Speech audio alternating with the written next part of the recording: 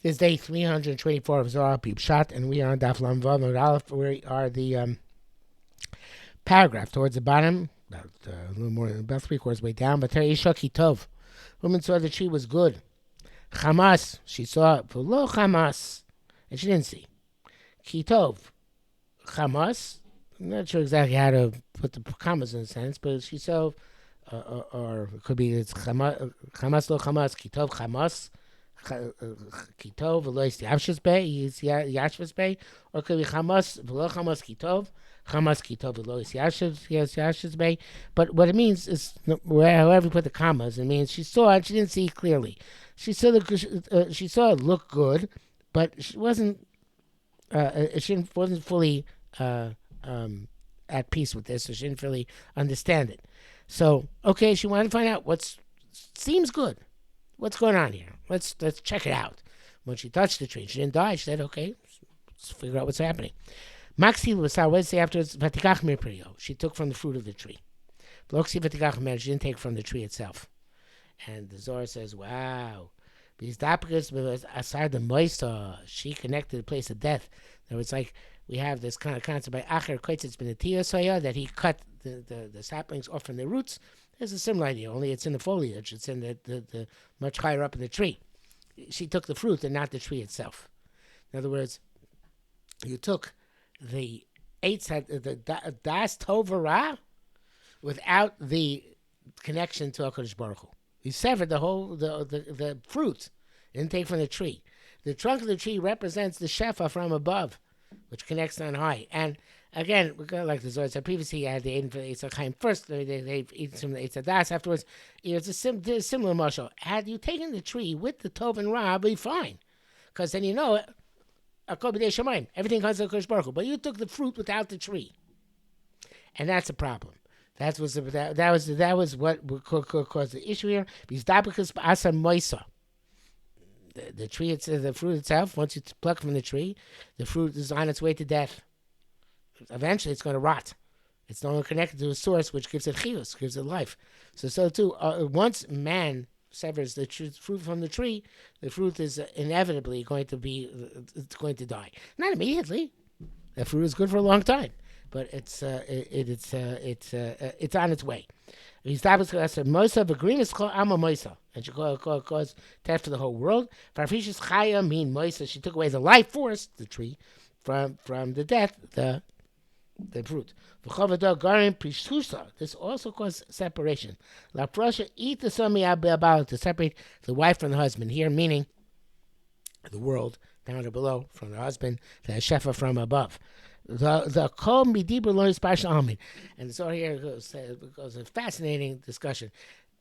There's kol and Dibbur. We all know kol is the sound without the division into letters, right? I've had that many times already. So the kol is what's really going on. Lishma kol shofar. The whole idea of a shofar is it's a kol, not a Dibbur, and the kol comes out of the heart, comes out of the depths before it gets separated out into the words, into sounds which take on specific forms. And the kol is always what's primary in the Dibbur. Words are meaningless without the intonation, the inflection, the emotion which goes into the words which comes from the kol, right? So the idea is that you always need the kol. And of course, the Rosh Hashanah, we go back to the shofar, which is the kol shofar, which is the inner kinuche gonach inule yolal of the trua, and the kol pashat of the tkiya. So it's getting to the essence of what goes on lifnai v'lifnim, right? The shofar is like lifnai v'lifnim down because it comes from the heart, from deep down. So here you separate the Dibbur. She separate the fruit, which is the fruit is like the Dibbur. It's like where the things manifest themselves in various different ways, but the kol is like the tree, what comes from much higher, much deeper. That's she separated the Dibbur from the kol, and the kol midibur lo mispashal. They're never meant to be separate. Words are insignificant without the kol behind them. Umad mafish kol midibur. Somebody who separates the kol from Dibbur is alim.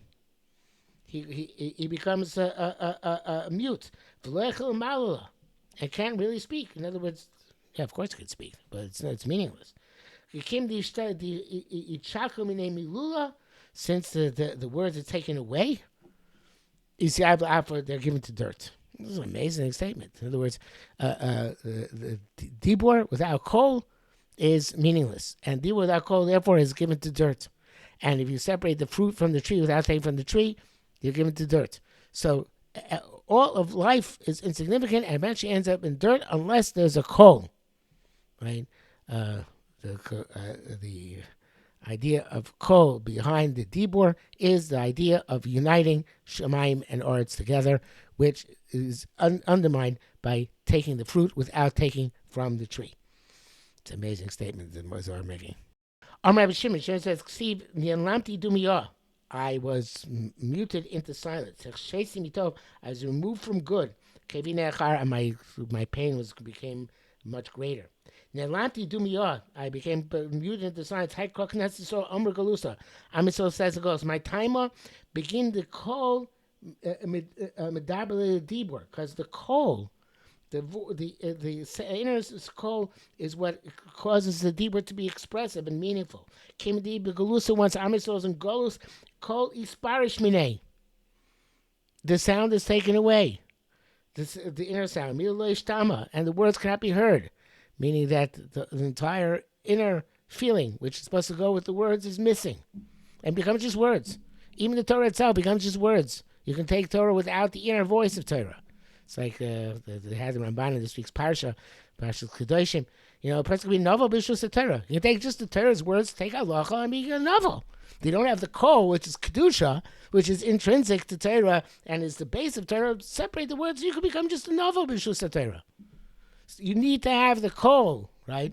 All the kolos of Kol Hashem, Mayim, etc., all those kolos which we have in the Mizmor LeDavid, need to have all those kolos in order for the Dibbur to be significant. Otherwise, the Dibbur is meaningless. My time began to chase me type. Well, it's time because I was removed from good. The lo azil kol ba'adah. The kol was not going with the Dibbur. So I mean, l'chad dumiyah la. To you, dumiyah, silence is praise. In other words, the kol, the mamadaka, right? The voice is not necessarily loud. It can be soft, and perhaps even the soft voice is better because it comes from deeper down in. And therefore, my dumiyah tila, for you, silence is praise. My dumiyah, what's dumiyah? So amazing statement here. Dot hila David. The capital of Tila David, dumiyah bikalusa ushtika below kol. It is the dumiyah talisa and shtika below kol. I think I'm going to leave that for tomorrow because it requires its own whole analysis on its own what the Tila David represents in this context. But okay, that's enough for today.